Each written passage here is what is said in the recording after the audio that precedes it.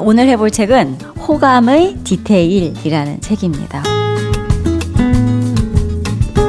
표지가 굉장히 색깔이 강렬합니다. 하트 그림이 이렇게 있는 것이 꼭 호암미로의 작품 같은데 거기에 까만 글씨로 호감의 디테일 이렇게 적혀 있습니다. 인간관계를 구원할 작고 구체적인 행동들, 레일 라운지 지음, 당연하게 여겼던 말하기를 당신의 비밀 무기로 만들어줄 책. 이 책을 덮고 나면 존재감 있는 사람으로 기억될 겁니다. 세계적 커뮤니케이션 전문가가 들려주는 인간관계의 핵심 기술. 책을 읽어볼 때요, 한 단락단락이 굉장히 짧아요. 그냥 술술술 편하게 읽을 수 있는 그런 책이었습니다. 쭉 한 권을 다 읽으면서 어떤 생각이 들었냐면 생각보다 많은 분들이 ABC를 놓치고 있다는 생각을 많이 했어요. 예를 들어 상대방이 말을 하는 뉘앙스를 내가 딱 캐치를 해야 된다는 거죠. 여기에서 그거를 감정 예측이라는 표현을 써요. 감정 예측이 뭐냐? 저 사람이 처해 있는 상황을 역지사지의 마음으로 생각해 보는 겁니다. 예를 들어서 어떤 분이랑 인터뷰를 하기로 했어요. 근데 약속 시간에 한 10분 늦는다고 연락이 왔습니다. 그러고 나서 이 사람이 인터뷰를 할 때 그냥 내가 준비한 설문지에 있었던 그거에 대해서 인터뷰를 하는 게 아니라 10분 늦었다. 그 정보만 가지고도 오시는 길이 힘들지 않으셨어요? 얼마나 오시는 길에 마음이 바쁘셨어요. 이렇게 가는 걸 감정 예측이라 그래요. 상대방이 어땠을 거라는 거를 충분히 예측하고 거기에 맞게 말을 하는 거죠. 즉 상대방을 배려하는 게 얼마나 중요한가, 그런 핵심이 들어있는 책입니다. 예전에 한석준 님의 말 관련된 책이 있었어요. 리뷰를 했었거든요. 거기서도 처음부터 끝까지 다 읽어보면 핵심은 그거예요. 배려. 상대방에 대한 배려를 하면서 하는 말이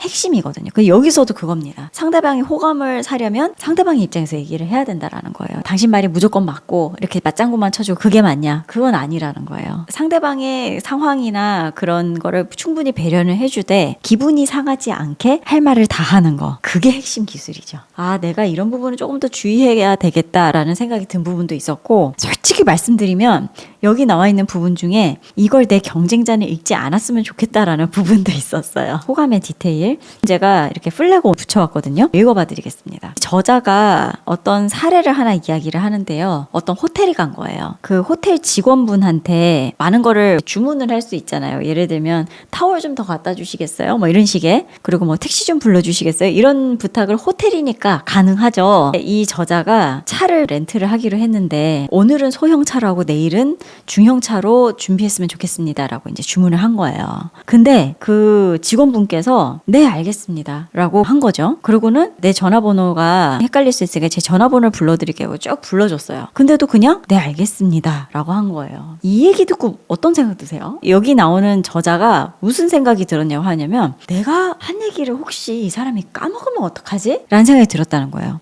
왜냐면 되게 중요한 문제잖아요. 차를 렌트를 하는데 소형차가 아니라 중형차로 바꾼다. 그러면서 내 전화번호를 불러줘요. 근데 그냥 네 알겠습니다 이러는 거예요. 그러니까 당연히 저라도 내가 지금 말한 내용을 저 사람이 기억할 수 있을까? 이런 것들이 좀 불안하잖아요. 그래서 호텔방에 돌아와서 그 호텔에 있는 그 전화기 있죠? 거기다 대고 제가 몇 호에 있는 사람인데 방금 그 직원분한테 얘기한 걸 또 얘기했단 말이죠. 그랬더니 전화 받으시는 분이 그랬다는 거예요. 아, 걱정하지 마세요. 제가 그렇게 주문하셨다는 거 그 직원분께 전달받아서 알고 있습니다. 그 직원분은 굉장히 기억력이 좋고 똑똑하신 분이라서 그거 절대 잊어버리지 않습니다. 이랬다는 거예요. 만약에 처음에 이 얘기를 들었던 직원분이 그냥 네 알겠습니다라고 하지 않고 메모지를 꺼내서 그걸 메모를 했었다면 어땠을까라는 거예요. 기억을 하는데도 그 듣는 사람 앞에서 일부러 메모를 하는 거예요. 필요하지 않아도 하는 거예요. 그러면 그걸 주문했던 사람 입장에서는 어떤 생각이 드느냐면, 메모까지 했으니까 잊어버리지 않겠지 라는 마음의 안심을 주는 거죠.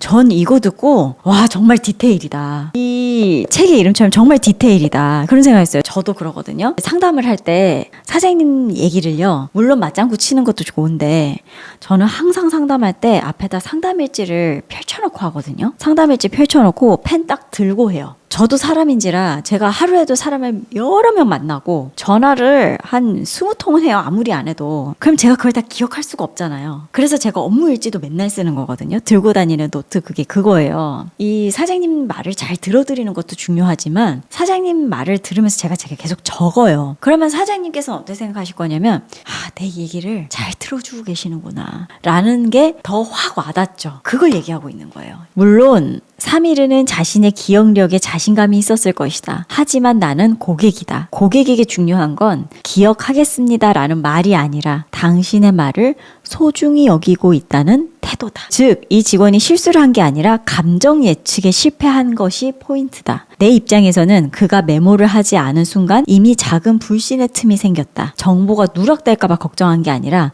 내 요청이 가볍게 여겨진 건 아닐까 하는 불안이 스며든 것이다. 상대가 무엇을 원하는지 미리 헤아리고 그 감정을 조용히 안심시켜주는 행동, 그게 바로 감정 예측이다 라는 말이 나옵니다. 태도가 중요한 거네요. 그렇죠. 경청하는 태도, 그걸 제스처로 표현하는 거죠. 정말 제가 꼼꼼하게 듣고 있다는 거를 적으면서.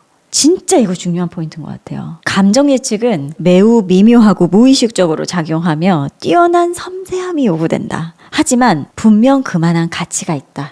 타인의 감정을 잘 예측하면 그들은 자신뿐 아니라 당신에게도 긍정적인 감정을 느끼게 된다라고 하면서, 자, 들어보세요. 제 남자친구 해럴드예요. 대신 여긴 해럴드예요. 제 남자친구죠. 라고 말해보자 라고 했습니다. 어떤 게 더 나은 방법일까요? 정답은 여긴 해럴드예요. 제 남자친구죠. 직책보다 이름을 먼저 말하라 라는 말이 여기 딱 나옵니다. 이거는 본능적인 거예요. 이름을 먼저 얘기해주고 이 사람의 직책을 그 다음에 얘기해주는 거죠. 예를 들면 인사를 드릴 때도 최유님이세요. 청하세무에게 대표님이십니다. 이게 더 좋은 표현이에요. 아주 본능적인 건데 상대를 존중하는 마음이 자연스럽게 들린다는 거예요. 이름을 먼저 불러주는 것 자체가. 여기서 말하는 감정 예측이 엄청난 섬세함이 요구된다. 아주 중요한 디테일이네요. 되게 작고 사소해 보이지만 굉장히 중요한 이런 팁입니다. 제가 처음 만나는 사람들을 굉장히 많이 만나는 직업인데 이 부분을 듣고 굉장히 공감이 갔어요. 여러분들 한번 들어보세요. 모든 사람이 100% 좋아하는 주제는 무엇일까? 뭘 것 같으세요? 모든 사람이 100% 좋아하는 주제. 사랑. 일리가 있어요. 노랫말이 대부분 사랑 얘기잖아요. 식사, 음식.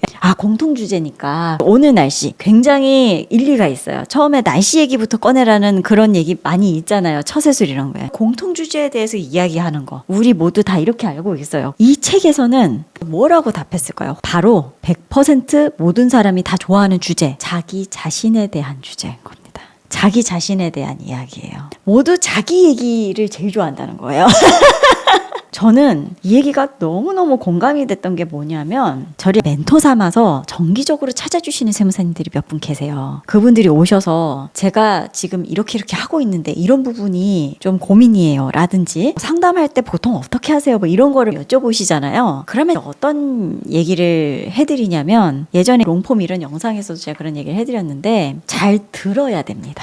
제가 계약서를 쓰기 전까지 굉장히 말을 많이 할 것 같잖아요. 어쩐지 잘 설득을 할 것 같잖아요. 잘 꼬실 것 같잖아요. 근데 그렇지 않아요. 제가 계약을 할 때는요, 저는 말을 최대한 아껴요. 이게 그 뜻이 세무 꿀팁이 이걸 얘기를 안 한다는 게 아니고요. 사장님께서 하시고 싶은 말씀, 사장님께서 원하는 말을 잘 들어야만 제가 그거에 맞게 솔루션을 드릴 수가 있는 거예요. 근데 많은 분들이 어떤 부분을 놓치시냐면 내가 원하는 바대로 상대방을 끌어오기 위해서 내가 많은 말을 해서 설득을 해서 이쪽으로 끌어와야 된다는 생각을 많이 하시거든요. 근데 제 경험상 느끼기로는 말을 많이 하는 것보다 많이 듣는 게 훨씬 중요하다는 거죠. 상대방이 진실하고 솔직하게 이야기를 하게끔 모두 털어놓을 수 있게 해야 저도 진실되고 솔직하게 몇 마디를 얹어드리는 거고 그게 더 완성도가 높아요. 그래서 많이 들어야 된다는 거죠. 왜냐하면 모든 사람이 자기 얘기를 하고 싶어요. 내 상황에 맞게끔 하고 싶다고요. 자기 자신에 대한 주제를 얘기하고 싶어 한다는 것만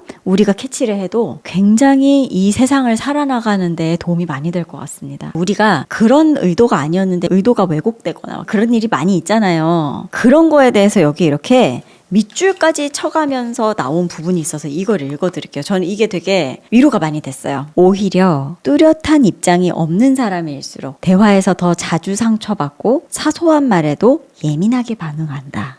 악의 없이 건넨 한마디에 과도하게 반응을 한다면 그 원인은 말 자체보다 듣는 사람의 불안이나 외로움 같은 내면 상태에 있을 가능성이 높다. 좋다. 제가 이 문장을 읽을 때 떠오르신 분 있으세요 혹시? 다 각자 사장님들 머릿속에 떠오르시는 분이 있을 수 있을 것 같아요. 나는 그런 식으로 얘기한 게 아니었는데 곡해하거나 막 상처를 많이 받는 유난히 그런 사람들 있죠. 그럼 내가 잘못했나? 내가 너무 조심성이 없었나? 아닌데 그 상황이 그렇지도 않았고 난 그런 뜻으로 얘기한 게 아니었는데 왜 그게 꼭 그렇게 됐지? 이런 상황이 있잖아요. 근데 그게 왜 그랬을까를 이렇게 되짚어보면 이거였다는 거죠. 악의 없이 건넨 한마디에 과도하게 반응한다면 그 원인은 말 자체보다 듣는 사람의 불안이나 외로움 같은 내면 상태에 있을 가능성이 높다라는 거예요. 내 잘못이 아니라는 거죠. 이 인간관계라는 게 상호작용인 것 같아요. 이게 주거니 받거니 하면 이런 식으로 핑퐁이 돼야 되는데 뭔가 거기서 이렇게 핀트가 안 맞다라는 거는 한쪽이 굉장한 불안, 외로움 같은 내면의 문제가 있는 거라는 거죠. 감동을 남기는 칭찬의 디테일이 있다라는 부분을 좀 읽어드릴게요. 이제 칭찬에 대한 내용인데 여기에 왜 비판은 디테일하고